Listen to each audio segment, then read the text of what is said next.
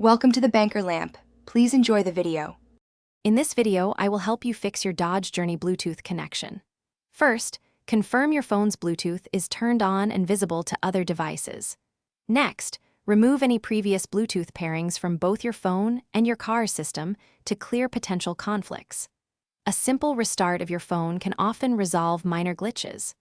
Also, try restarting your Dodge Journey's infotainment system by turning the car off and on again. These initial steps often fix common connectivity issues quickly. If the basic steps didn't work, let's dive a bit deeper. Double-check your Dodge Journey's infotainment settings to ensure Bluetooth is active and properly configured for pairing. Sometimes, a simple setting might be overlooked. Also, it's a good idea to see if there are any software updates available for your car's system, as these can include important bug fixes. Finally, try connecting a different phone to your car. This helps determine if the issue is with your phone or the vehicle itself. When other methods fail, a system reset can often be the solution.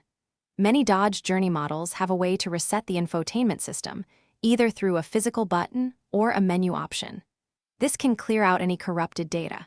After locating and performing a factory reset of the Bluetooth settings, you'll need to repair your phone as if it were the first time. This fresh start often resolves persistent connection problems, giving you a clean slate for your Bluetooth setup. If you've tried all these steps and your Bluetooth is still giving you trouble, it might be time for professional help. Refer to your Dodge Journey owner's manual for any specific troubleshooting guides or unique features related to your model. If the problem persists, contacting a certified Dodge service center is your best bet. They have specialized tools and knowledge to diagnose and fix more complex issues. Also, for other great deals and to check out the Echo Dot smart speaker, be sure to look at the link in the description below.